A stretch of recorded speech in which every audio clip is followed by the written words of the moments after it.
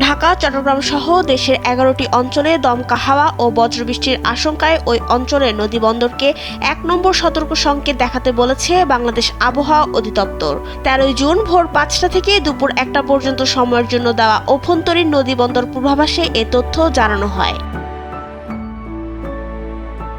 ঝড় সতর্কীকরণ কেন্দ্রের পূর্বাভাস অনুযায়ী ময়মনসিংহ, ঢাকা, ফরিদপুর, খুলনা, বরিশাল, পটুয়াখালী, কুমিল্লা, নোয়াখালী, চট্টগ্রাম, কক্সবাজার ও সিলেট অঞ্চলের ওপর দিয়ে পূর্ব বা দক্ষিণ-পূর্ব দিক থেকে ঘন্টায় ৪৫ থেকে ৬০ কিলোমিটার বেগে অস্থায়ী দমকা বা ঝড়ো হাওয়া বয়ে যেতে পারে। এর সঙ্গে বৃষ্টি বা বজ্রবৃষ্টির সম্ভাবনাও রয়েছে।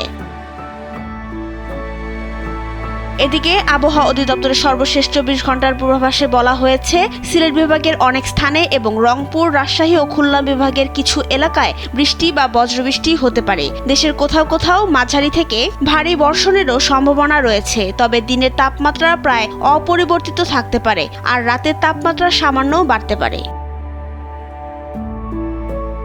নাবিলা রহিম, সময়ের আলো।